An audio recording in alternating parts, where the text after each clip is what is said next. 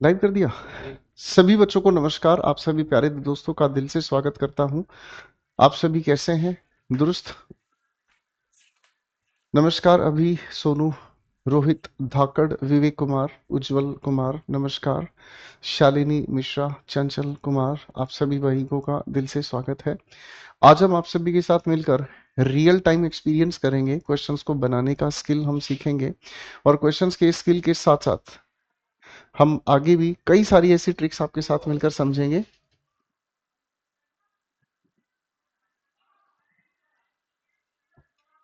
तो आप सभी भाइयों का दिल से स्वागत करते हैं भाई। कैसे हैं आप सभी लोग? दुरुस्त, बढ़िया, टनाटन। आ जाइए बच्चों। तो टेंस को लेकर काफी सारी बातें हमने की है। एक एक करके क्वेश्चन आपके साथ मिलकर हम बनाना शुरू करेंगे। पहला क्वेश्चन हमारे सामने है, without waiting for the instructions from the government some cable operators in the city had block the news. अब जब भी कोई क्वेश्चन आप सोल्व करें, अब बिल्कुल भाइयों वाली अपन बात करेंगे, ठीक है अभिजीत भाई? बिल्कुल भाइयों वाली बात करेंगे और चीजों को बहुत आराम से सीक्वेंस में हमें सीखना है। जब भी आपके सामने कोई क्वेश्चन आता है, जब भी आपके सामने कोई क्वेश्चन आता है, तो बाबू क्वेश्चन को बनाने से पहले एक चीज आपको दिमाग में बिठाकर चलनी है कि क्वेश्चन को सोल्व करने की मतलब ये नहीं है कि हम यहाँ टेंस की बात कर रहे हैं तो हमें टेंस को ही पकड़ना है। क्या आप मेरी बात समझ रहे हैं?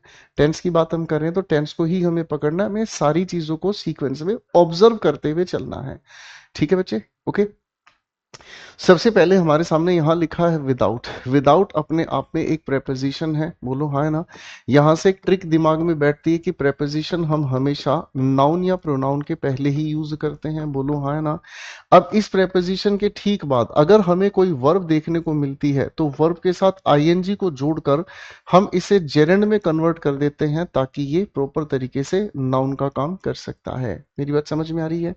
लेकिन यहां पर भी एक छोटी सी बात समझ में आती है, जैसे अगर मैं कहूं ही इज एडिक्टेड टू, ठीक है ना? ठीक है ना? चलो मैं अगर आपके सामने कहूं, ठीक है, he is addicted to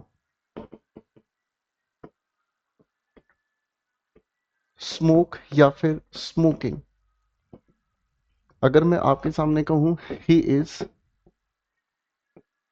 addicted to write या फिर राइटिंग, आपके हिसाब से इन दोनों सेंटेंसेस में क्या बात सेटिस्फैक्टरी है? बताइए।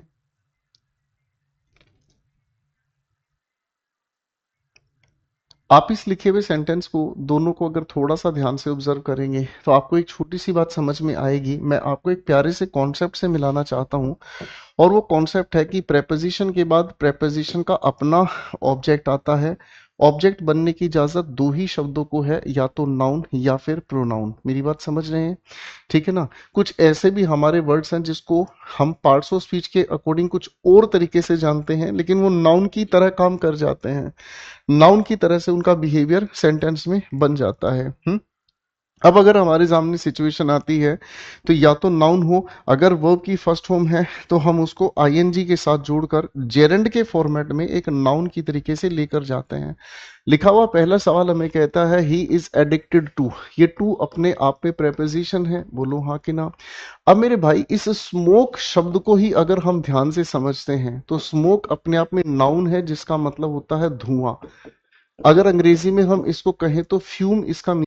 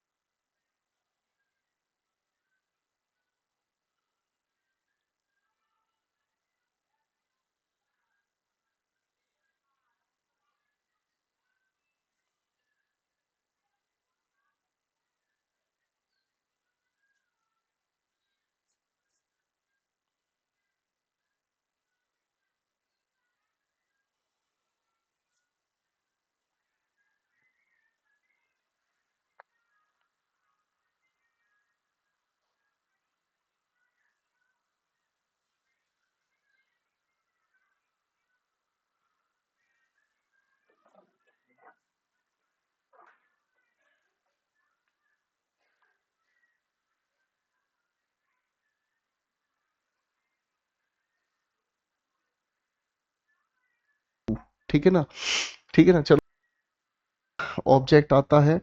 ऑब्जेक्ट बनने की इजाजत दो ही शब्दों को है, या तो नाउन या फिर प्रोनाउन। मेरी बात समझ रहे हैं, ठीक है ना। कुछ ऐसे भी हमारे वर्ड्स हैं जिसको हम पार्ट्स ऑफ स्पीच के अकॉर्डिंग कुछ और तरीके से जानते हैं, लेकिन वो नाउन की तरह काम कर जाते हैं, नाउन की तरह से उनका बिहेवियर सेंटेंस में बन जाता है। अब अगर हमारे सामने सिचुएशन आती है, बढ़िया तो भाई। या तो नाउन हो, अगर वर्ब की फर्स्ट फॉर्म है तो हम उसको आईएनजी के साथ जोड़कर जेरेंड के फॉर्मेट में एक नाउन की तरीके से लेकर जाते हैं। लिखा हुआ पहला सवाल हमें कहता है ही इज एडिक्टेड टू। ये टू अपने आप में प्रेपोजिशन है, बोलो हाँ कि ना। अब मेरे भाई, इस स्मोक शब्द को ही अगर हम ध्यान से समझते हैं तो स्मोक अपने आप में नाउन है, जिसका मतलब होता है धुआं। अगर अंग्रेजी में हम इसको कहें तो फ्यूम इसका मीनिंग निकलता है, फ्यूम इसका मीनिंग बनता है, ठीक है ना।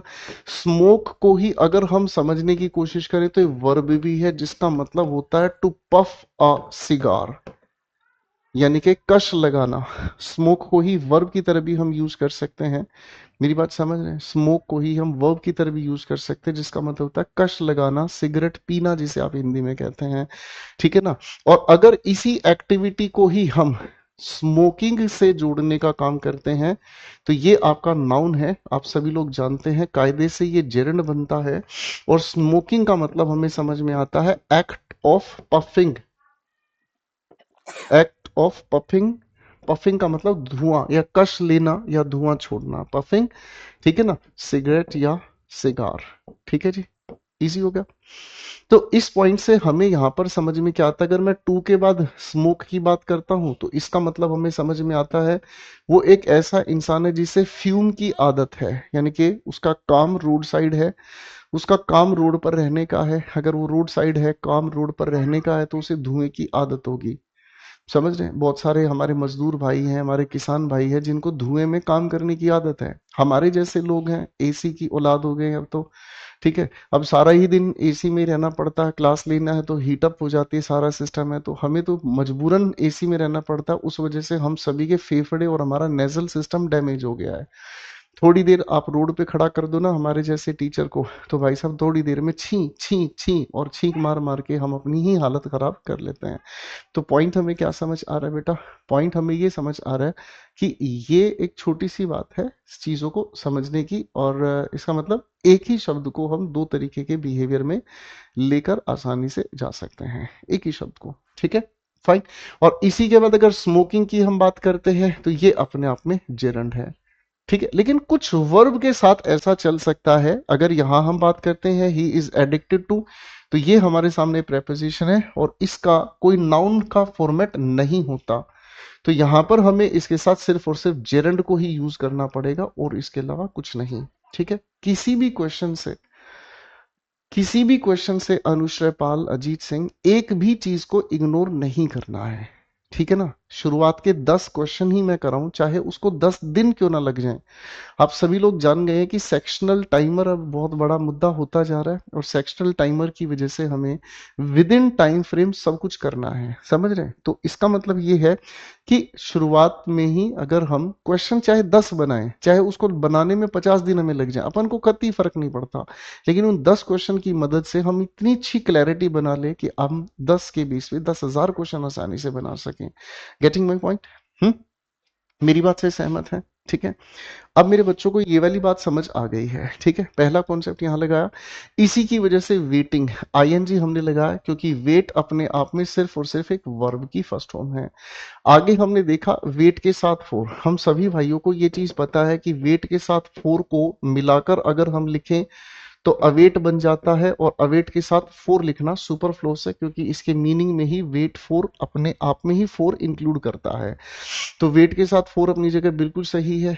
आगे हमने समझने का काम किया, क्या चीज समझने का काम किया, हमें ये समझ आया कि ये प्रेपोजिशन का ऑब्जेक्ट है कि नहीं। फोर फिर से प्रेपोजिशन है, यानी कि ये हमारे सामने फिर से प्रेपोजिशन का ऑब्जेक्ट ही है कि नहीं। अब प्रेपोजिशन का ऑब्जेक्ट है तो पार्ट्स ऑफ स्पीच के अनुसार नाउन, इसी के लिए आर्टिकल द यूज हुआ है, ये भी ठीक है।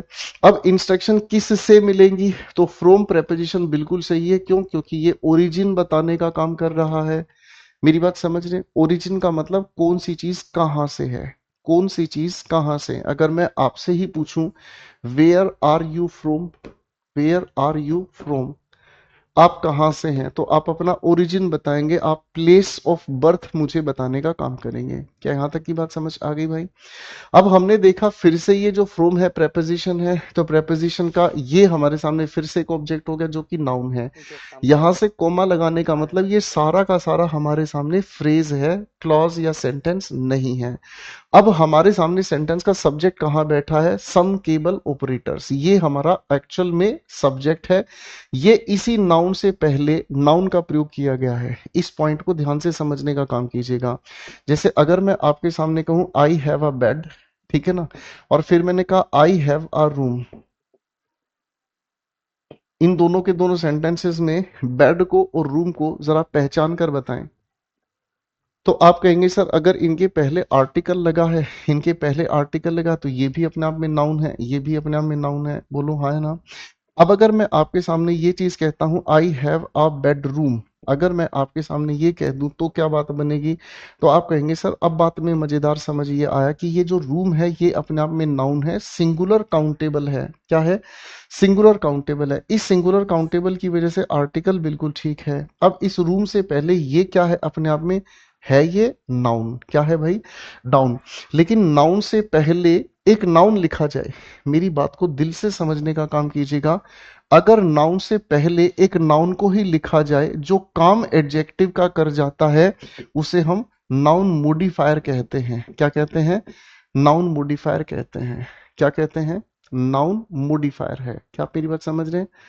अब मेरे भाई देखो, अमित कुमार ने कह दिया सर यहाँ पर जो बेड है वो एडजेक्टिव है। गलती मत करो, चीजों को पहले समझो, ठीक है ना। नाउन मॉडिफायर का भी एक टेक्निकल नाम है जो आपको याद रखना है। नाउन मॉडिफायर का एक टेक्निकल नाउन है जिससे हम कहते हैं नाउन एडजंक्ट। क्या कहते हैं? नाउन एडजंक्ट, ठीक है। आप इससे पहले किसी से भी पढ़े हो, कुछ भी पढ़े हो, कितना भी पढ़े हो, मुझे इससे फर्क नहीं पड़ता, ठीक है ना। अब जो आप पढ़ें, इतनी क्लैरिटी आपके पास होनी चाहिए, आपकी नजर बाज की नजर होनी चाहिए कि उड़ कितनी ऊंचाई पे रहे हो, लेकिन आपकी देखने की एक्यूरेसी 100% हो, ठीक है। ऑब्जेक्ट्स को बिल्कुल क्लैरिटी से देखते हुए चलेंगे, ठीक है दोस्त, कोई भी चीज को इग्नोर नहीं करेंगे। तो ये एक छोटा सा पॉइंट है, याद रखना, कई जगह पे हमें ये मदद करेगा, ठीक है। बात समझ आ गई? ये बात समझ आ गई तो ये वाली भी बात हमें समझ में आ गई। क्या चीज? ऑपरेटर हमारे सामने असलियत में नाउन है, ये नाउन से पहले नाउन मॉडिफायर है। ऑपरेटर्स प्लूरल है, प्लूरल की वजह से ही ये हमारे सामने डेटर्मिनर है जो इसकी प्लूरल संख्या बता रहा है। अब मेरे भाई यहां पर हमारे सामने प्रेपोजिशन आ गई। फिर से प्रेपोजिशन का ये अपने आप में ऑब्जेक्ट है द सिटी, है कि नहीं? यानी कि इसी सब्जेक्ट के अनुसार हमने हेड का यूज किया है। क्या यूज किया है? हेड का यूज किया है, कोई भी दिक्कत नहीं। अब इस हेड के साथ आगे यहां पर क्या लिखा है हमारे सामने, देखो जरा ध्यान से। आप कहेंगे सर यहां लिखा है हेड के बाद हमारे सामने ब्लॉक द न्यूज, ठीक है ना जी। अब ब्लॉक द न्यूज के साथ अगर हेड की मैं बात करूं, तो हेड के साथ ब्लॉक, कोई कोई यहां पर कोई टेंस नहीं बना रहा मेरे दोस्त, यहां पर ये कोई टेंस नहीं बना रहा। ये बात तो कंफर्म हो गई, हाँ कि नहीं? अब आपसे मेरा एक छोटा सा सवाल है, जरा ध्यान से सोचने का काम करेंगे। आपसे मेरा ये सवाल है दोस्तों कि यहाँ पर तीन संभावनाएं हैं। एक संभावना तो ये हो सकती है, अगर इसी क्वेश्चन को मैं सेंटेंस इंप्रूवमेंट में लेके जाऊं, एक इंप्रूवमेंट ये हो सकता है, एक इंप्रूवमेंट मैं यहाँ पर खाली ब्लॉक लिख दूं। आपके हिसाब से क्या इसमें ठीक होना चाहिए? सोचिए और बताइए, बताइए, सोचिए और बताइए।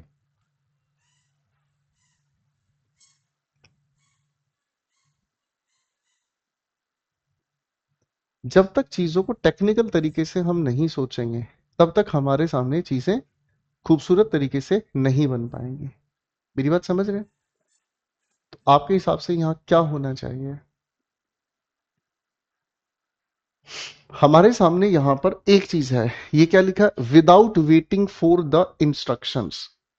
मेरी बात को ध्यान से समझना, यानी कि इंस्ट्रक्शंस का इंतजार करने से पहले, इंस्ट्रक्शंस का इंतजार करने से पहले, यानी कि इंस्ट्रक्शन आनी थी, इंस्ट्रक्शन आने से पहले यहां पर क्या काम हो गया? सर जो ऑपरेटर, केबल ऑपरेटर है ना, उन्होंने न्यूज को ब्लॉक कर दिया।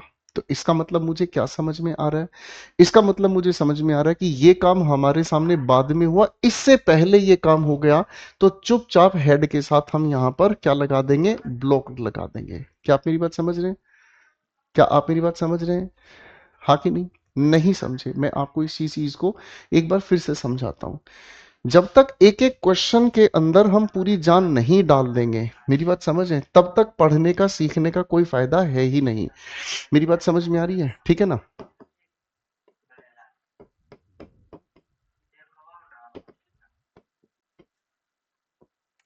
अल्लाह ना करे और लोग बाहर जाके बतियो ना।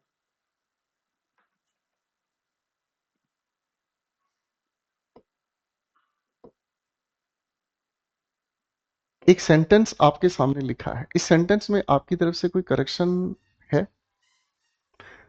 मैं आपको पिछली क्लास में भी एक चीज समझा रहा था कि जो लेटेस्ट पैटर्न के बदले हुए क्वेश्चंस हैं, उन बदले हुए क्वेश्चंस में जो सबसे इंपॉर्टेंट चीज है, आपको सीधा, आपके सामने सीधा टाइम रेफरेंस नहीं दिया जाएगा, आपको टाइम इन्फेरेंस पर ध्यान देना होगा। आपको उस टाइम को खुद से गैस करना होगा, समझना होगा कि एग्जैक्टली इसके अंदर एक्टिविटी कैसे हो रही है। आप समझ रहे हैं? भाई अगर ऐसा आप नहीं समझेंगे तो मामला गड़बड़ हो जाएगा। तो इस सिचुएशन में हमें क्या करना होगा? हमें इस पॉइंट को ध्यान से समझना होगा। सर यहां पर ये बिफोर अपने आप में प्रेपोजिशन है और ये प्रेपोजिशन का अपना जेरंड है।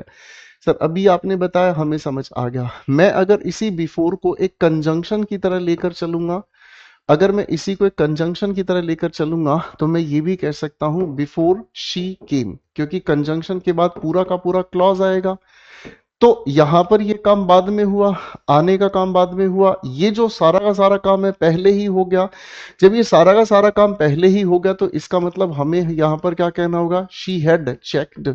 और उसके बाद क्या कहेंगे? All the doors carefully. क्या आप मेरी बात समझ रहे हैं? ठीक है ना? क्या आप मेरी बात समझ रहे हैं? इसका मतलब इस पॉइंट में, इस पॉइंट में कोई भी फर्क नहीं है, कोई फर्क नहीं है। तो ये हमें अब इन्फेरेंस के बेस पर समझ में आया कौन सा काम पहले हुआ। क्या यहां तक की बात कुछ कुछ समझ आ रही है? हाँ कि नहीं? बात कुछ कुछ समझ आ रही है? चलो भाई, बात समझ आनी चाहिए, बाकी तो सारी चीजें हम अपने आप ही सुलटा देंगे यार। अब इस लिखे हुए क्वेश्चन के अंदर सारा मामला अपना सेट हो गया है। यहां पर इसने लिखा है जो भी कुछ, सारी बात हमारे पल्ले पड़ गई। क्वेश्चन नंबर 2 को ध्यान से देखते हैं, ये क्या कहता है? The authorities have instructed that brief notes must be prepared on all the issues related to customer grievances. authorities, एक शब्द होता है authority। ऑथोरिटी का मतलब होता है पावर। ठीक है? और इसी को नाउन के दौरान आप लोगों को सीखना चाहिए कि ऑथोरिटीज, इसका जबरदस्ती प्लूरल बना दिया जाता है, तो इसका मतलब समझ में आता है पीपल इन पावर, यानी कि वो लोग जो उस पावर को इस्तेमाल करते हैं, वो लोग जो इस पावर को इस्तेमाल करते हैं, बात यहाँ उनकी की जा रही है। ठीक है जी? जो लोग इस पावर को इस्तेमाल करते हैं, द ऑथोरिटीज, प्लूरल होने की वजह से हैव और हैव के साथ थर्ड फॉर्म यहाँ पर लिखी हुई है। अब ये बात कही गई है प्रेजेंट परफेक्ट में। मैंने आपको पास्ट 3 तरीके से बताया है, ठीक है ना जी? मैंने आपको पास्ट 3 तरीके से बताया है।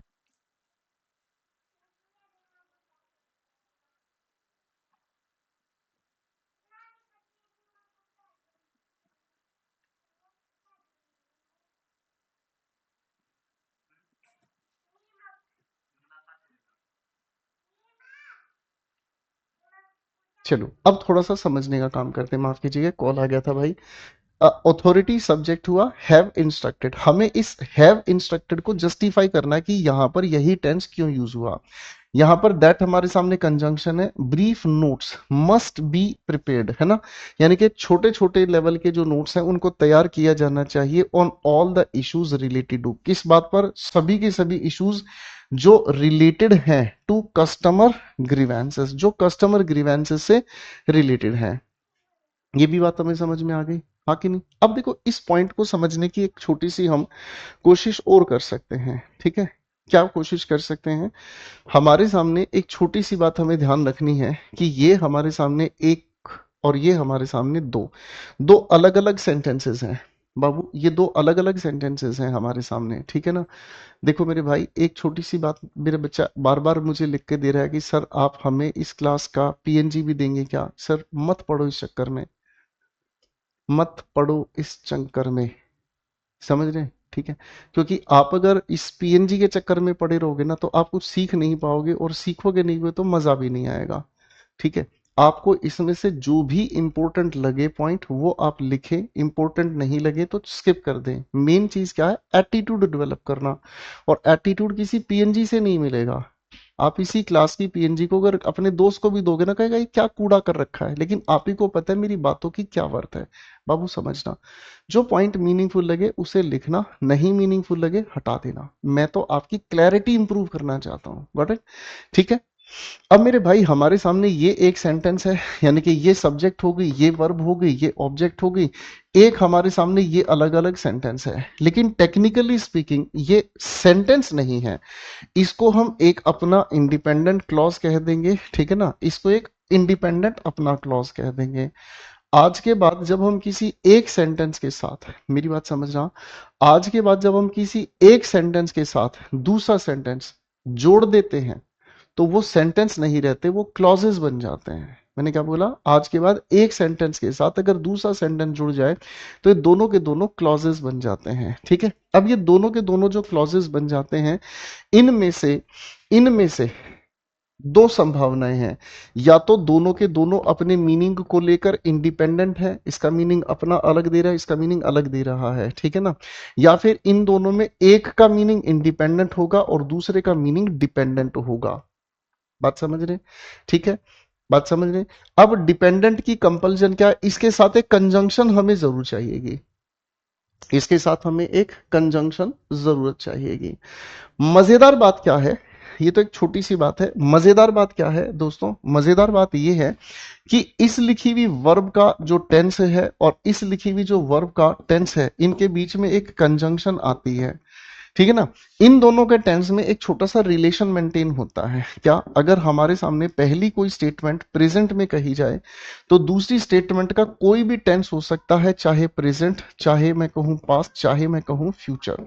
कोई भी टेंस हो सकता है, कोई भी कह सकता है। मेरी बात समझ रहे हैं? ठीक है।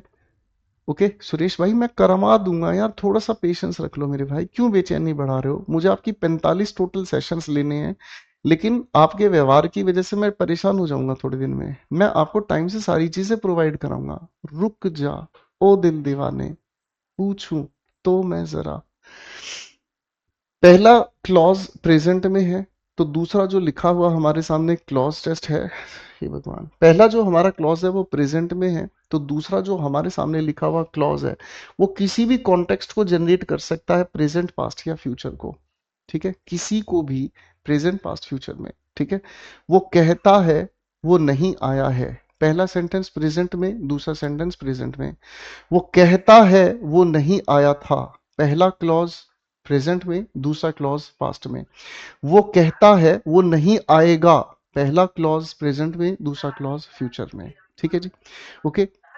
दूसरी बात समझ आती है, अगर पहला क्लॉज हमारे सामने फ्यूचर में है तो दूसरा जो क्लॉज हमें देखने को मिल जाएगा मेरे भाई, उसको हम प्रेजेंट में या फिर पास्ट में बता सकते हैं, लेकिन उसको हम फ्यूचर में नहीं बताते हैं, क्योंकि फ्यूचर की वजह से वो टाइम कैटेगरी में जाता है और वो प्रैक्टिकल नहीं है। ठीक है जी? वो प्रैक्टिकल नहीं है। ठीक है जी? हाँ कि नहीं? अंशु कुमार लिख रहा है, सर मेरी क्लोज टेस्ट और कॉम्प्रीहेंशन और एरर नहीं बनते। अच्छा, मैं क्या कर सकता हूँ ये बताओ? मैं क्या कर सकता हूँ आपके लिए, बताओ? आप मुझे बताओ बेटा, मैं आपके पैर दबाऊं, आपकी हेड मसाज करूं, आपके लिए कोई सुंदर सी लड़की दे के आपकी शादी, मैं क्या कर सकता हूं आपके लिए? मतलब आज पहली दूसरी क्लास ही है, मैंने आपको आज सिर्फ पढ़ाना ही शुरू किया है, और इसमें मैं आपके लिए क्या कर सकता हूँ? पढ़ाने तो दो बाबू, पेशेंस तो रख लो भाई। या तो तुम्हारी क्लास हो चुकी है 30-40, उसके बाद तुम आके बकैती करो तो मेरे पास कोई आंसर होगा। इस बात का कोई आंसर है मेरे पास? हाय हाय हाय हाय लिख रहा है भाई और कह रहा है जी ये नहीं बनते, बता मैं क्या करूं? पढ़ाने तो दे भाई, कुछ सिखाने तो दे यार, बेशरम मत बनो भाई। अगर पहला क्लॉज हमारे सामने है, और मैं एक गारंटी से कह रहा हूं अंशु भाई, चाहे पूरा सिलेबस पढ़ लो तुमसे तब भी कुछ नहीं हो पाएगा अगर यही ढंग रहे तो। क्योंकि जो मैं समझाना चाह रहा हूँ, क्वेश्चंस की क्लैरिटी तुम्हें देना चाहता हूँ, उसकी तो तुम्हारा दिमाग में घुस नहीं रही है कुछ यार। बकचोदी खत्म नहीं हो रही भाई, ऐसे थोड़ी चलेगा यार। इसकी डिटेल निकालो भाई एक बार, देखो ये कहां से है भाई। टाइम पास करने के लिए बैच थोड़ी होता है मेरे भाई। अगर हमारा पहला क्लॉज पास्ट में है तो भाई पहले क्लॉज पास्ट में होने के लिए प्रायोरिटी हमारे सामने दूसरे क्लॉज को भी पास्ट में ही रखने की होती है। ठीक है जी, ये भी हमारे सामने हो गई, हाँ कि ना, ये भी हमारे सामने होगी बातचीत। अब हमारे सामने जो असली मुद्दा आता है, क्या चीज, हम इस पास्ट की जगह अगली बातचीत को प्रेजेंट में भी कह सकते हैं। कंडीशन सिर्फ एक ही है, जब ये अपने आप में एक फैक्ट हो। मेरी बात समझ रहे हैं? ठीक है भाई, बैच में एडमिशन लिया है तो मैं कोई मतलब वो नहीं हूं कि मेरे पास आपके लिए एक ही सेकंड में इलाज आ जाएगा। मैं भी आपको पढ़ाऊंगा ही भाई, ठीक है ना। शांति से पढ़ना है, आपका दिल से स्वागत है। नहीं पढ़ सकते, आप चाहते हैं कि 3 सेकंड में आपको पापा बना दूं, ठीक है ना, मैं कोई नीम हकीम बैठा हूं आपके लिए, तो मेरे से नहीं हो पाएगा भाई, ठीक है ना। तो ये एक छोटी सी बात है, इसको हम ध्यान रखते हैं तो हमें एक छोटी सी बात ये समझ में आती है कि हमारे सामने ये पहला जो क्लॉज लिखा है हैव इंस्ट्रक्टेड प्रेजेंट में कहा गया है। अगला जो क्लॉज हमें कहा है मस्ट बी प्रिपेयर्ड, मस्ट के साथ बी और लिखा है प्रिपेयर्ड, यानी कि ये मॉडल एक्सडी का पैसिव वॉइस है। और मस्ट का हम तब यूज करते हैं something that is more important to do, more important to do, यानी कि एक ऐसी एक्टिविटी जो करनी बहुत ज्यादा जरूरी होती है, और ये हमेशा प्रेजेंट या फ्यूचर की ही तरफ हमें लेकर जाती है। तो इसका मतलब क्या हुआ, सारी कोऑर्डिनेशन अपने आप में ठीक से आ रही है। इसका मतलब इस लिखे हुए सेंटेंस में और हमें कोई भी दिक्कत नहीं आ रही है, तो यहां कोई एरर नहीं है, यहां कोई भी एरर नहीं है। ठीक है ना जी, मेरी बात समझ रहे हैं? अब यहां पर जो मैंने आपको कहा है, यहां पर जो मैंने आपको कहा है कि पास्ट के साथ हम, मतलब इस पास्ट, एक क्लॉज के साथ पास्ट की जगह प्रेजेंट को तब यूज कर सकते हैं जब कोई फैक्ट हो। फैक्ट होने का मतलब कोई ऐसी स्टेटमेंट जो कि अपने आप में परमानेंट हो, और परमानेंट होने का मतलब होता है बेटा टाइमलेस। टाइमलेस का मतलब क्या होता है? टाइमलेस का मतलब हुआ जो पास्ट में और ऐसे ही प्रेजेंट में और ऐसे ही फ्यूचर में, तीनों के तीनों समय में एक ही जैसे रहते हैं, उसे हम टाइमलेस के नाम से जानते हैं। बोलो हाँ कि ना? ठीक है, दूसरी बात समझ आ गई? चलो, एक अगले सवाल को बनाना हम सीखेंगे, दोनों का मैंने आंसर्स भी यहाँ पर आपको दे दिए। एक अगले क्वेश्चन को बनाना सीखेंगे, पहले मेरे साथ सीखो, समझो। Hindi films are certainly popular in the last decade, but in these days our regional films have attained more popularity.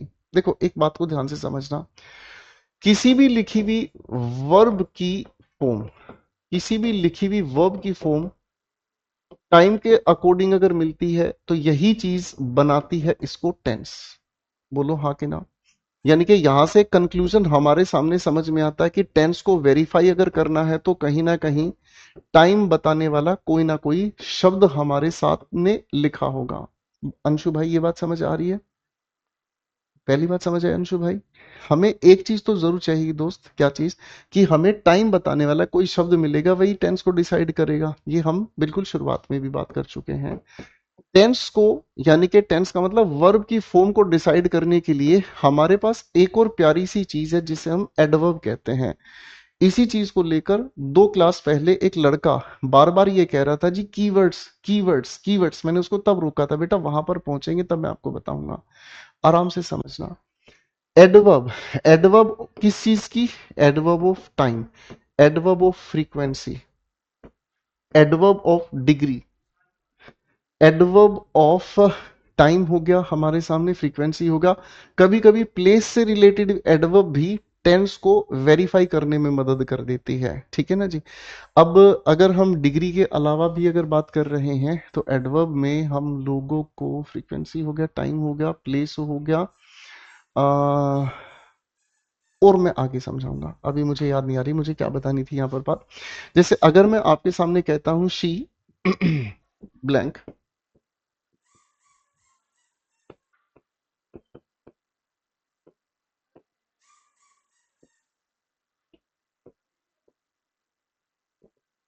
अब मेरे भाई अगर मैं आपके सामने, देखो क्वेश्चन को समझने का एक बिहेवियर समझिएगा बाबू, ठीक है ना। इस क्वेश्चन को एक बार समझने का बिहेवियर समझना, इसके बिहेवियर में क्या खास बात है। ठीक है, अगर इस लिखे हुए सेंटेंस में, ठीक है, मैं आपके सामने यहां पर सिंस 2017 लिख दूं तो आपका क्या आंसर होगा, सामने बताइएगा। ये हमारे सामने क्या है, टाइम को बताने वाली बातचीत हो गई। मेरी बात समझ में आ रही है? ठीक है। अगर हम इसी लिखे हुए सेंटेंस के साथ, ठीक है ना, अगर मैं इसी सेंटेंस के साथ लिख दूं when I was in Germany, तो आप यहां पर क्या फिल करेंगे? मेरी बात समझ रहे हैं? ठीक है ना। अगर मैं यहां पर लास्ट ईयर लिख दूं, तो आप यहां पर क्या फिल कर देंगे? ठीक है ना। और अगर मैं यहां पर लिख दूं आपके सामने before she left for Punjab, तो आपका आंसर यहां पर क्या बनेगा? ये सभी की सभी एडवर्ब का ही काम कर रही हैं। मेरी बात समझ रहे हैं? अगर इसी लिखे हुए सेंटेंस में मैं वर्क से पहले, अगर मैं इसी लिखे सेंटेंस में, ठीक है ना, अगर मैं लिख देता हूं, ठीक है ना, यूजुअली, तो आपका आंसर क्या होगा?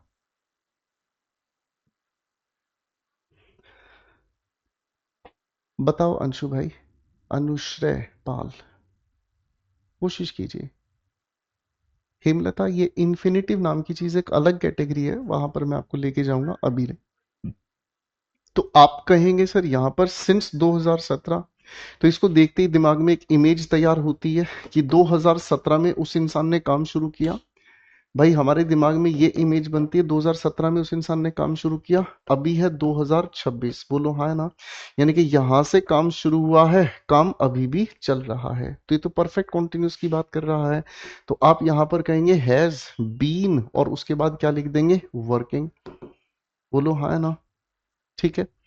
लेकिन अगर मैं ये कहता हूं जब वो पंजाब छोड़ने से पहले उस इंसान ने यहां पर काम किया, तो आप कहेंगे सर उसने 2017 में काम किया और यहां पर उसने काम छोड़ दिया है ना, क्यों? यहां से वो कहां पर चली गई? पंजाब चली गई। तो इसका मतलब यहां पर काम पास्ट में ही खत्म हो गया, जिसका प्रेजेंट से लेना देना नहीं है। तो यहां पर हम इसी वजह से हेड के साथ क्या चीज को जोड़ देंगे? हेड के साथ हम वर्कड को जोड़ देंगे। ये भी बात समझ आ गई? हाँ कि नहीं? फिर हमारे सामने यहाँ पर सीधा सीधा इसने कह दिया लास्ट ईयर। लास्ट ईयर का मतलब हमें क्या समझ में आया? लास्ट ईयर का मतलब समझ में आया कि इस इंसान का प्रेजेंट से लिंक है कि नहीं है?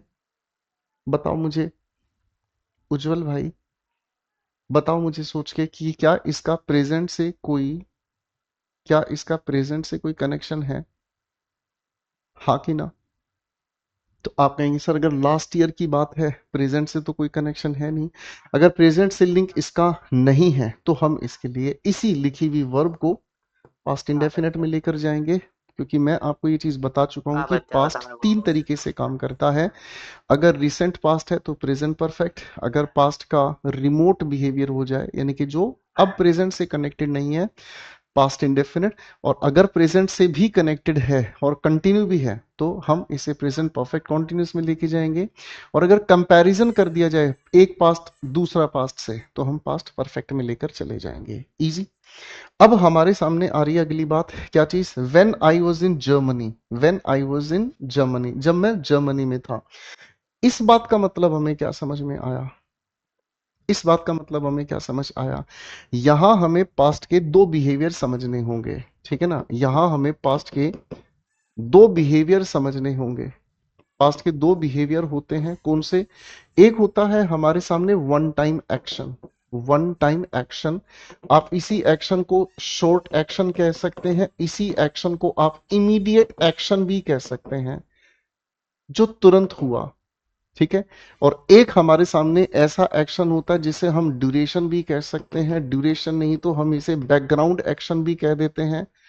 बैकग्राउंड एक्शन की बजाय कभी कभी हम इसे पैरेलल, पैरेलल ना कहकर इसे हम ऑन गोइंग एक्शन भी कह देते हैं। ऑन गोइंग एक्शन का मतलब जिसके चलते रहने की संभावना होती है। मैंने क्या कहा सौरभ भाई? जिसके चलते रहने की संभावना होती है। क्या आप मेरी बात समझ रहे हैं कृष्ण भाई? देखो फिर से ध्यान से समझने का काम करो, आराम से समझो। अगर कोई ऐसा एक्शन है कि एकदम से हुआ और खत्म हुआ, तो इसके लिए हमारे पास टेंस फिक्स होता है, past indefinite second form of verb. और जो ड्यूरेशन बैकग्राउंड में जो चल रहा है, तो उसको पास्ट में बताने के लिए हमें जरूरत है पास्ट कॉन्टिन्यूस की, यानी कि हम पास्ट कॉन्टिन्यूस में वॉज या वर के साथ वी1 आईएनजी को कनेक्ट कर देंगे। मैं यहां पर दो सेंटेंसेस लिख देता हूं, इसको एक बार फिर से वेरीफाई करने के लिए। दो सेंटेंसेस तेरे नाम, ठीक है ना? ओके। बाप तू सब कथी हल्ला कराई जाइ छै। ए,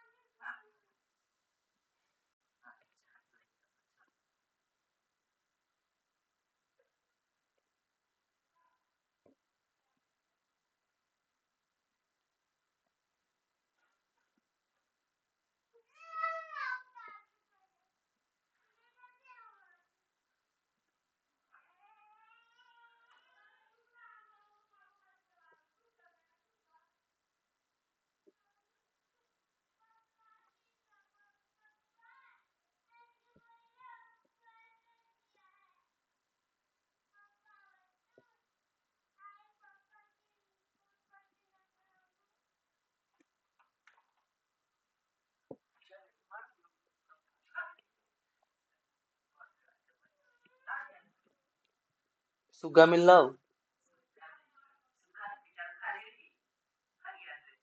क्वेश्चन को बनाने की क्लैरिटी बहुत कीमती होती है शालिनी। क्वेश्चंस को बनाने की बहुत ज्यादा क्लैरिटी बहुत कीमती होती है।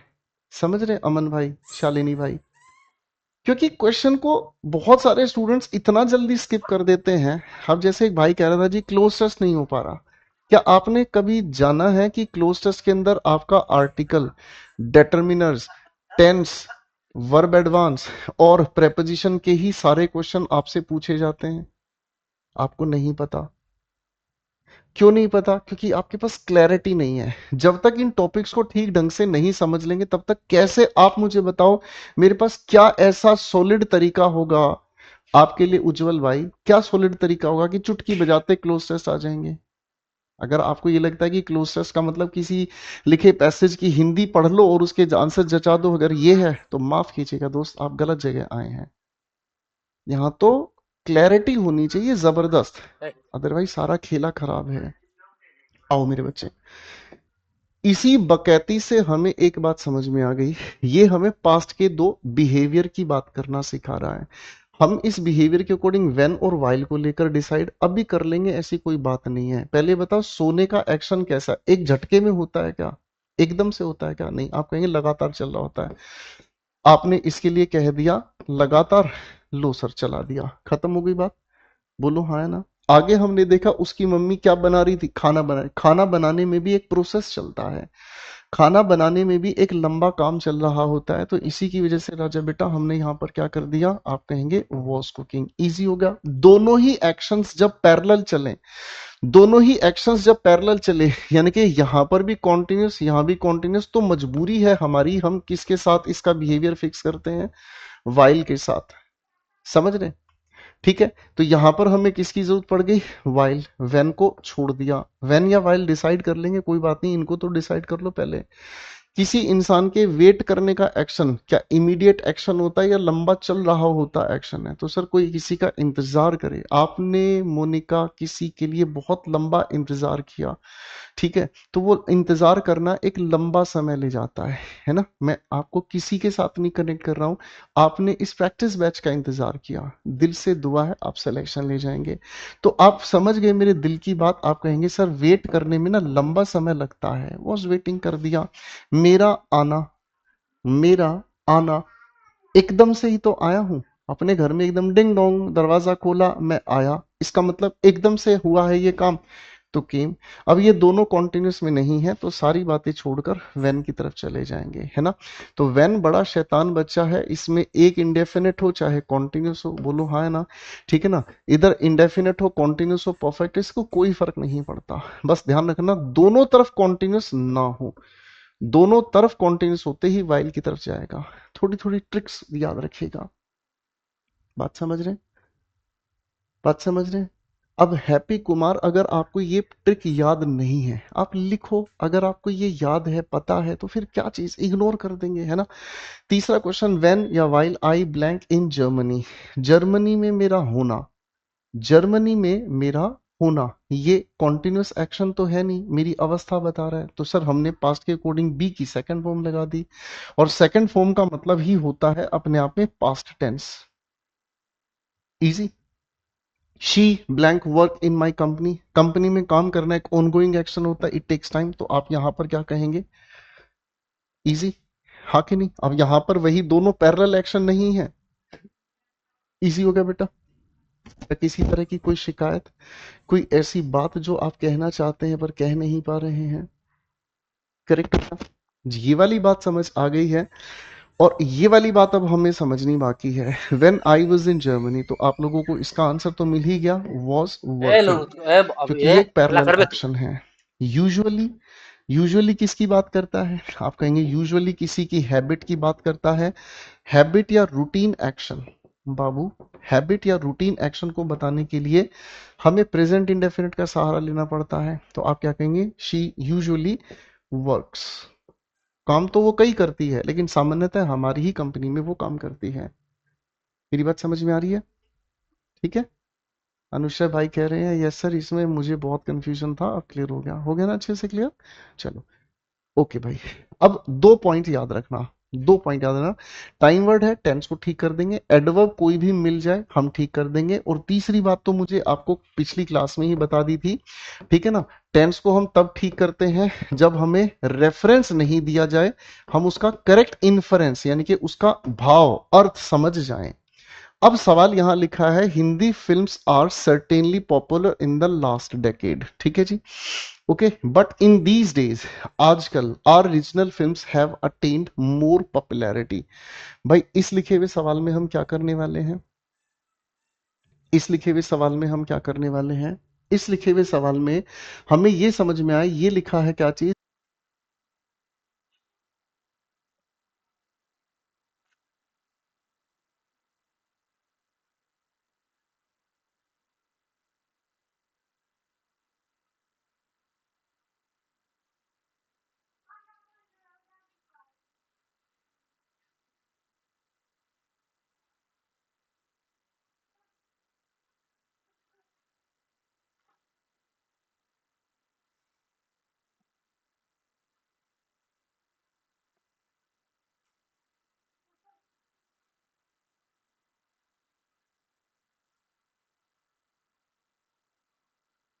दूसरी बात तो मुझे आपको पिछली क्लास में ही बता दी थी, ठीक है ना। टेंस को हम तब ठीक करते हैं जब हमें रेफरेंस नहीं दिया जाए, हम उसका करेक्ट इन्फरेंस यानी कि उसका भाव अर्थ समझ जाएं। अब सवाल यहां लिखा है, Hindi films are certainly popular in the last decade, ठीक है जी। Okay, but in these days, आजकल, are regional films have attend more popularity. भाई इस लिखे हुए सवाल में हम क्या करने वाले हैं, इस लिखे हुए सवाल में हम क्या करने वाले हैं, इस लिखे हुए सवाल में हमें ये समझ में आए, ये लिखा है क्या चीज, इन द लास्ट डेकेड। क्या लिखा है, इन द लास्ट डेकेड। यानी कि ये जो भी कही गई बात है ये तो पास्ट की तरफ इसको लेकर जा रही है। बोलो हाँ है ना, ठीक है। ये पास्ट की तरफ लेकर जा रही है इसको, ठीक है। तो पास्ट की वजह से टाइम हमें पता चल गया, तो टेंस को अपन ठीक करेंगे। मेरी बात समझ रहे हैं? अब मेरे पास एक कंफर्मेशन ये हो जाए आपकी तरफ से, तो मेरा दिल आपको दुआएं देगा। यहां पर मुझे वर लिखना चाहिए, या फिर मुझे हैड बीन लिख देना चाहिए, या मुझे हैव बीन लिख देना चाहिए, बताओ।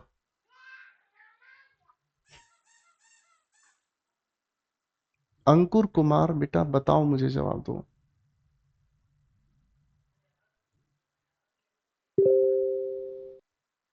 बताइए भाई, सवाल का जवाब दीजिए सोच समझ के।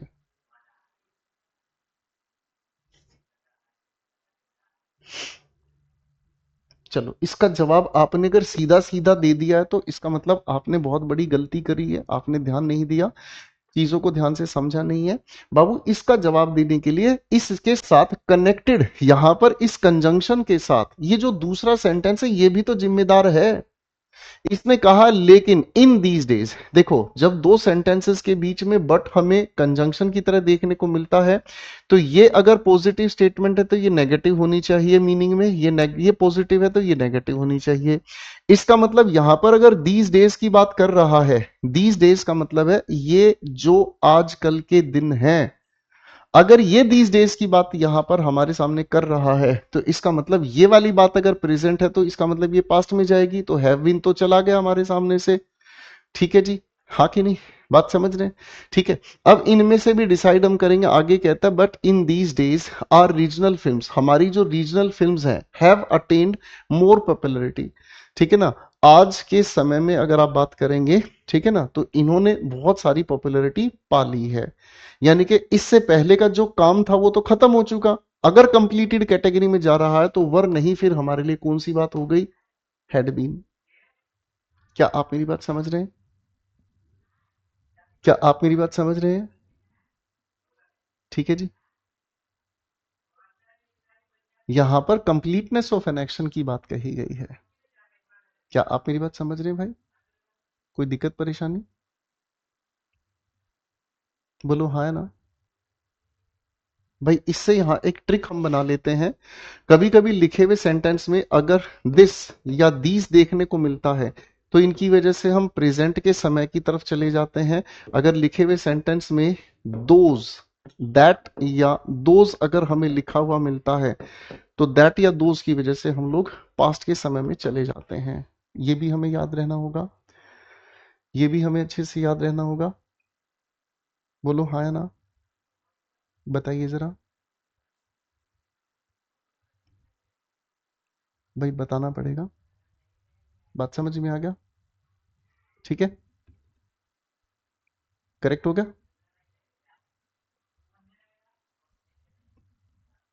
चलिए भाई, अब हम इसको अच्छे से समझ गए हैं। अगला सवाल हमारे साथ, अच्छा एक पार्ट्स ऑफ स्पीच पहचान के बताएंगे, ये पार्ट्स ऑफ स्पीच में ये पॉपुलर क्या है? पार्ट्स ऑफ स्पीच के अनुसार ये वर्ड क्या है? पार्ट्स ऑफ स्पीच के अकॉर्डिंग ये वर्ड क्या है? नाउन है, प्रोनाउन है, एडजेक्टिव है, एडवर्ब है?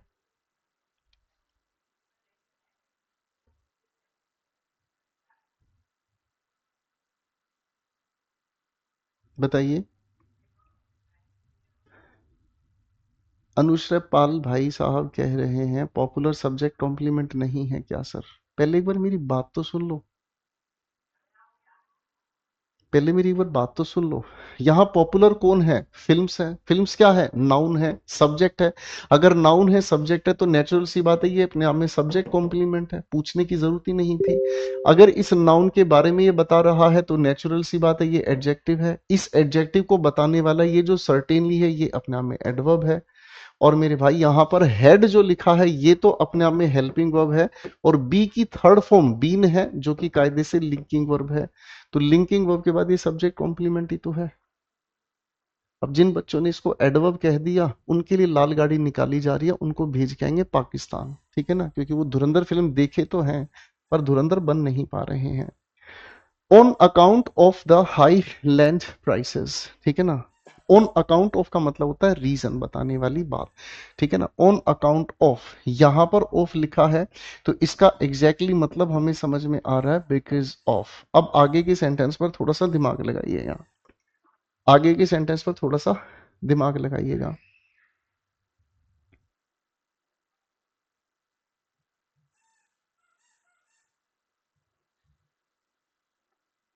शाबाश, बताइए।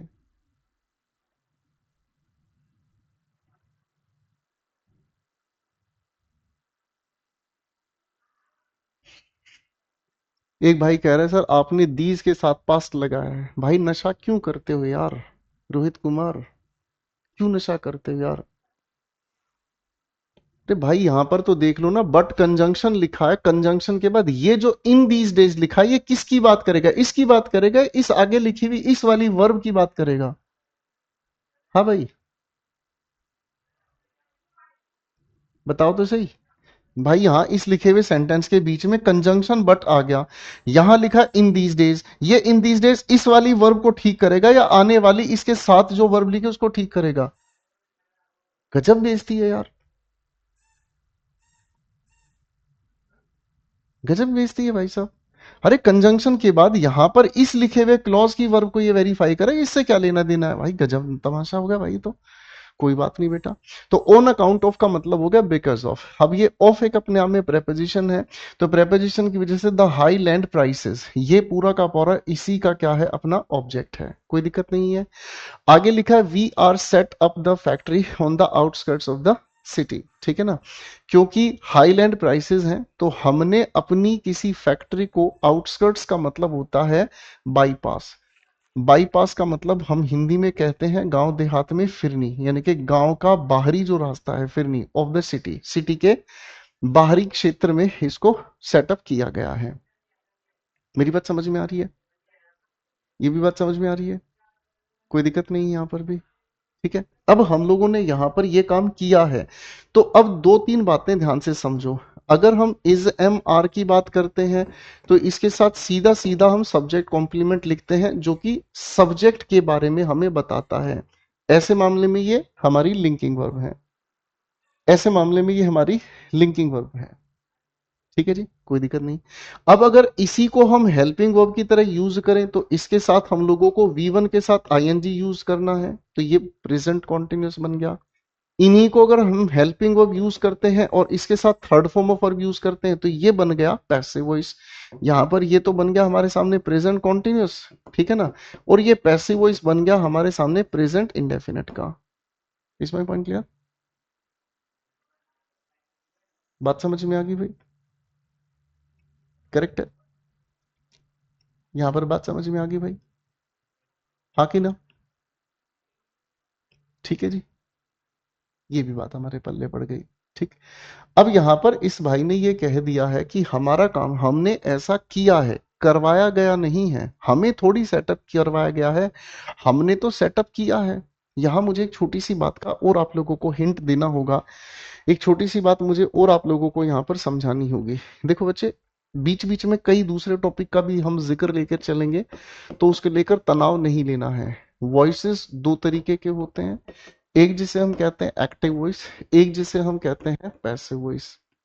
जब हम एक्टिव वॉइस की बात करते हैं तो एक्टिव और पैसिव में वर्ब का बिहेवियर मैटर करता है, ठीक है ना। अगर हमारे सामने लिखी हुई वर्ब का डूअर पहले मेंशन कर दिया जाए तो एक्टिव वॉइस है, और ठीक इसी तरीके से अगर हमारी लिखी हुई वर्ब का जो डूअर है वो वर्ब के बाद, मैंने क्या कहा, वर्ब के बाद लिखा हो या नहीं लिखा हुआ तो ये नॉन डूअर है। तो आपके दिमाग में आएगा ऐसी लिखी हुई वर्ब से, ऐसी लिखी हुई वर्ब से हम पहले क्या लिखेंगे, ऐसी लिखी हुई वर्ब से पहले हम क्या लिखेंगे, तो आप कहेंगे जी ऐसी लिखी हुई वर्ब से पहले हम लिखने का काम करेंगे नॉन डूअर। नॉन डूअर का मतलब क्या हुआ, जिसने ये काम किया नहीं है। दो बातें आपके सामने लिख रहा हूं, दिमाग लगाने की बताने की कोशिश कीजिएगा।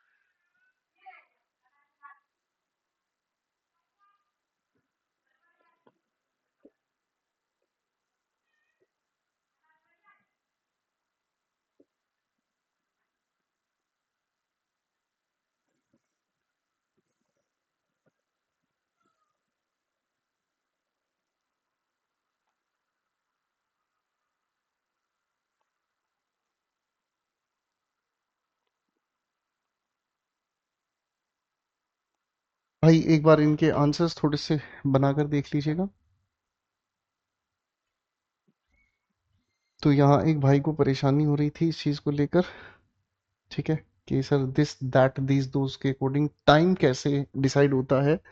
आपके लिखे हुए सेंटेंस में Gandhi blank his voice against the British these या दोज डेज, तो दीज डेज का मतलब हमें समझ में आता है प्रेजेंट में आवाज उठाई जा रही है, लेकिन बात गांधी तब की है तब गांधी थे, तो दोज डेज यहाँ पर हमारे लिए वेरीफाइड है और इसी की वजह से हम लोगों ने क्या कह दिया, रेज्ड। ठीक है। अगला सवाल है, I enjoyed that meal. That meal का मतलब वो मील जो अब मेरे सामने नहीं है, तो जो मील मेरे सामने नहीं है वो खा खू के छुट्टी कर दी, पास्ट की बात है तो इंजॉयड कह देंगे। We informed, were informed about the function. अब इस सवाल की अगर बात कर रहे हैं हम, तो इन्फॉर्म्ड अपने आप में एक ट्रांजिटिव वर्ब है। ट्रांजिटिव वर्ब तभी काम करेगी जब इसके बाद एक ऑब्जेक्ट लिखा हुआ हो, जब इसके बाद एक ऑब्जेक्ट लिखा हुआ हो। अगर इस मैंने सूचना दी, तो ये तो जवाब आया ही नहीं कि मैंने किसे सूचना दी, क्या सूचना दी।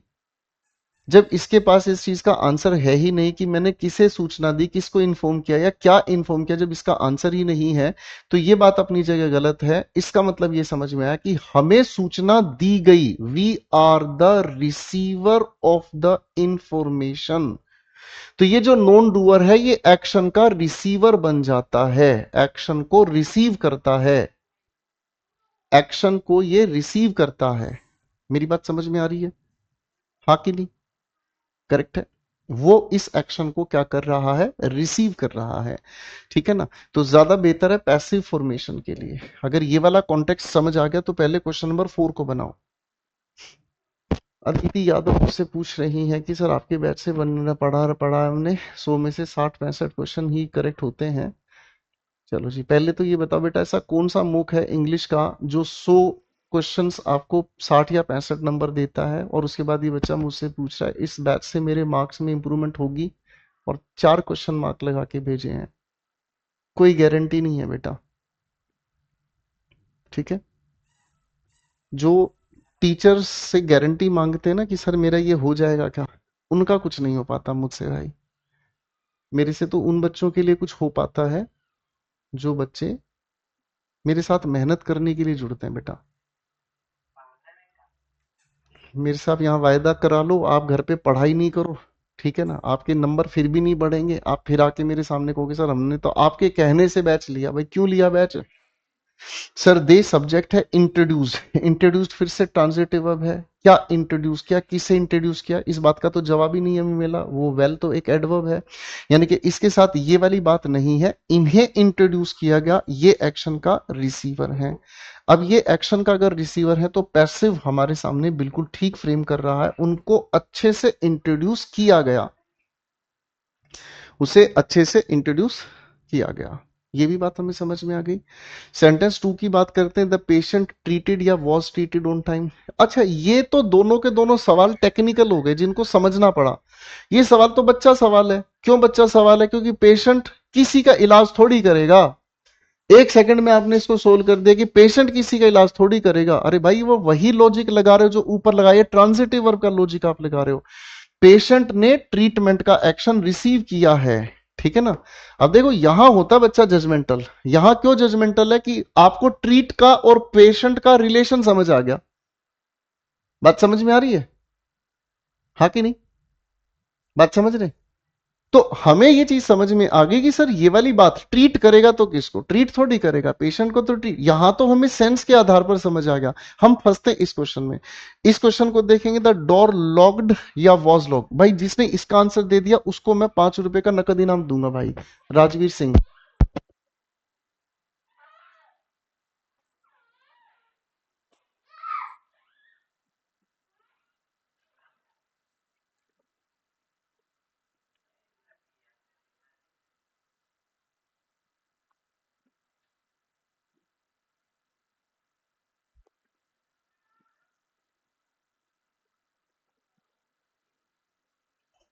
अब आपने कहा द डोर लॉक्ड या वॉज लॉक्ड इटसेल्फ। अब देखो इस सवाल का जवाब देने के लिए आपको यहां समझना होगा कि ये इटसेल्फ क्यों कहा गया।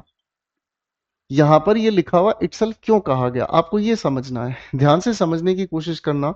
अगर इटसेल्फ की मैं बात को समझना चाहूं तो इसका अर्थ है खुद से। अब खुद से कौन बंद हुआ है, दरवाजा बंद हुआ है। खुद से कौन बंद हुआ है, दरवाजा बंद हुआ है। इसका मतलब इसने किसी को बंद ही नहीं करने का काम किया। मेरी बात समझ रहे? तो ये काम तो खुद ब खुद हुआ है, तो इसका मतलब एक्टिव वॉइस में हम जाएंगे, पैसिव में हम नहीं जाएंगे। यहां सभी का आंसर गलत हो गया। क्या आप मेरी बात समझ पाए? ठीक है। अगर मेरे बच्चे यहां पर इटसेल्फ नहीं लिखा होता तो आपका the door was locked 100% correct answer हो जाता। गेटिंग माई पॉइंट, हाँ कि नहीं? चीजों को समझने की कोशिश करनी है। ठीक है अदिति, गुड्डू, मेरे से प्रॉमिस मत कराओ कि सर मेरा पेपर हो जाएगा कि नहीं हो जाएगा। मेरे से प्रॉमिस कराने का फायदा नहीं है। आपको मन कर रहा है, मुझे मेहनत करनी है, आपका दिल से स्वागत है। ठीक है। जुगल सिंह मुझसे 5 रुपए मांग रहा है। चल मेरे लाडले बच्चे, तेरा सिलेक्शन होगा ना उस दिन 5 रुपए पक्का दूंगा। ठीक है। Because of the high land prices, जमीन की कीमतें बढ़ गई, वी आर सेटअप, तो इसका मतलब हम कोई रिसीवर तो है नहीं, हम तो डूअर है। इस वी का मतलब हम क्या हो गए, डूअर है। हमने क्या किया है, सेटअप करने का काम किया है। ठीक है ना। और काम किया, अगर मैं यहां से इस आर को हटा दूं तो ये सेंटेंस ठीक है, तो आप कहेंगे सर ये हमारी हैबिट हो गई। प्रेजेंट इंडेफिनिट में हम हैबिट बता रहे कि हम सेटअप करते हैं फैक्ट्री को, हमारी आदत है सर। अंकुर भाई समझ रहे हो, हमारी आदत थोड़ी, अगर मैं खाली फर्स्ट फॉर्म ऑफ वर्ब से इसको ठीक कर दूंगा तो बात गड़बड़ हो गई। पास्ट इंडेफिनिट का यहां कोई बिहेवियर नहीं नजर आया, तो हमारे लिए, हमें लिए ज्यादा सेंसिबल क्या है, वी हैव सेटअप, हमने अपनी लगा ली है फैक्ट्री, हमने अपनी लगा ली है फैक्ट्री। ठीक है जी। तो ये क्वेश्चन हमारा इस तरीके से ठीक हो गया। ठीक है भाई, थोड़ा सा मजा आ रहा है तो मुझे बताते चलिएगा कि हाँ सर अब चीजों की क्लैरिटी भी बढ़ रही है और मजा भी आ रहा है। ठीक है जी, यहाँ आपके सामने दोनों क्वेश्चंस के आंसर्स भी हो गए। अगले क्वेश्चंस को देखते हैं। आ जाओ जी। ठीक है।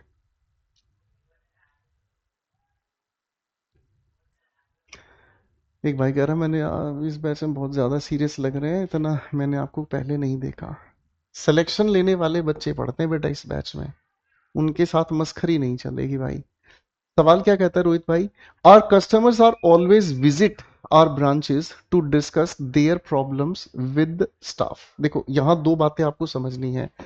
अगर हम किसी भी फ्रीक्वेंट एक्शन की बात करते हैं, फ्रीक्वेंट एक्शन का मतलब क्या होता है सर, किसी की हैबिट हो सकती है या फिर किसी भी इंसान का रूटीन हो सकता है। हैबिट या रूटीन की अगर मैं बात छोड़ दूं तो किसी भी इंसान का कोई भी प्रोफेशन, प्रोफेशन का मतलब मैं एक टीचर हूं रोहित भाई। ठीक है। मैं एक टीचर हूं मेरे भाई। ठीक है। तो अगर मैं आपके सामने एक टीचर हूं तो मेरा एग्जैक्टली यही बिहेवियर है, मेरा एग्जैक्टली यही काम है कि मैं आपको पढ़ाता हूं। आप नहीं तो कोई और, कोई और नहीं तो कोई और, मैं तो पढ़ाता हूं सर, मेरा तो यही काम है। ठीक है ना। तो ये सब फ्रीक्वेंट एक्शंस ही है। और फ्रीक्वेंट एक्शंस अगर प्रेजेंट के हो, मैं जिंदा हूं, तो मैं अपने फ्रीक्वेंट एक्शंस प्रेजेंट इंडेफिनिट में बताऊंगा। और अगर मान लीजिए मैं बात अकबर की करूं, अगर मैं बात अकबर की करूं, तो अकबर इतना बड़ा शिकारी था सर, जिस जिस भी राज्य पर अटैक करता था, जहां जो औरत पसंद आती थी उसी से शादी कर लेता था। तो अकबर गया, उसके साथ उसके शौक भी चले गए, उसके फ्रीक्वेंट एक्शन भी चले गए। समझ रहे हैं? नेहरू जी की बात अगर हम करते हैं तो नेहरू जी का अलग ही शौक था सर, उनके साथ उनके शौक चले गए, तो सर उसी के लिए हम पास्ट इंडेफिनिट को लेकर चलेंगे। आप मेरी बात समझ रहे हैं, हाँ कि नहीं? अब मेरे भाई, ये तो वो चीज है जिसको हम कहते हैं क्या, असेप्टेबल। असेप्टेबल जिसको एक्सेप्ट कर रहे हैं। ठीक है ना। लेकिन कभी कभी हम लोग ऐसी भी हैबिट को बताने का काम करते हैं, कुछ ऐसे भी रूटीन एक्शन को बताने का काम करते हैं जिसको हम पढ़ाओ ना डिसअप्रूव करते हैं। डिसअप्रूव का मतलब क्या है, जिससे हम सहमत नहीं होते, हमारा मन नहीं मानता कि इस बात को हम अप्रूव करें। सोनू का ध्यान भाई, हम उस चीज को अप्रूव नहीं करते, भले ही इसके साथ हमारे सामने फ्रीक्वेंसी बताने वाली एडवर्ब लिखी हुई नजर आए, नहीं है। जैसे ऑलवेज, यूजुअली, ऑफन, एटसेट्रा, फिर भी हम इसको बताने के लिए यूज करते हैं किसका, प्रेजेंट कॉन्टिन्यूस टेंस का। जैसे मैंने आपके सामने कहा, she is always fighting with her husband. क्या आप इस बिहेवियर से अप्रूव करेंगे, क्या आप इस बिहेवियर को अप्रूव करेंगे कि वो हमेशा अपने पति से लड़ती है? आप कहेंगे सर ये डिसअप्रूव करने वाली बात है, कौन अपने पति से लड़ता है? ना तो कोई पति अपने पत्नी से लड़ता है, ना कोई पति अपनी पत्नी अपने पति से लड़ता है। हाँ, अगर कोई पति अपनी पत्नी को छोड़कर किसी और पत्नी से लड़े, लड़का लोग इस बात को जल्दी समझ सकता है। समझ रहे? तो इस मामले में बिहेवियर चल सकता है। अगर ये वाला मुद्दा समझ आ गया तो पहला सवाल हमारे सामने कहता है, हमारे जो कस्टमर्स है और always visit our branches to discuss their problems with staff. ठीक है, सवाल को हम ध्यान से समझेंगे तो यानी कि क्या हम इस बात से डिसअप्रूव कर रहे हैं? डिसअप्रूव कर रहे हैं तो विजिटिंग कर दो। बाबू बात समझ रहे हैं? अगर आप इस बात को डिसअप्रूव कर रहे हैं, इस बात से सहमत नहीं है, आपके दिल को ठेस पहुंच रही है कि हमारे कस्टमर अपनी प्रॉब्लम को डिस्कस करने के लिए स्टाफ के साथ ब्रांचेस पे जाते हैं, तो कहेंगे अरे सर कमाल कर दिया। अगर कोई ऑफिस काम कर रहा है तो नेचुरल है कस्टमर की कंप्लेंट सुनना, तो जेन्युइन है, तो जेन्युइन है तो आर को हटाकर प्लूरल सब्जेक्ट के साथ वी वन लगाकर प्रेजेंट इंडेफिनेट सेटिस्फाई कर रहा है इसको। बात समझ रहे हैं? Our customers always visit our branches to discuss. अब यहां अगर मैं आपसे पूछूं बेटा, यहां पर टू डिस्कस जो लिखा है, इस टू डिस्कस का पर्पस क्या है? आदिल शेख भाई बताना पड़ेगा आपको, इसका पर्पस क्या है मेरे छोटे भाई? तो आप कहेंगे सर इसका एग्जैक्टली विजिट करने का पर्पस ही है। विजिट करने का पर्पस क्या है? पर्पस है डिस्कस करना। तो कभी कभी हमारे सेंटेंस की मेन वर्ब के बाद इंफिनिटिव हमें देखने को मिलता है जो उस मेन वर्ब का पर्पस बताता है। क्या आप मेरी बात समझ में आ रही है? बोलो हाँ या ना। कोई दिक्कत तो नहीं? बात समझ में आ गई राजवीर भाई? ठीक है, अब देखो ध्यान से, ये भी बात हमें समझ में आ गई। यहां देयर किसके लिए यूज हुआ है? आप कहेंगे सर कस्टमर्स के लिए, इसी की वजह से यूज हुआ है। हेलो।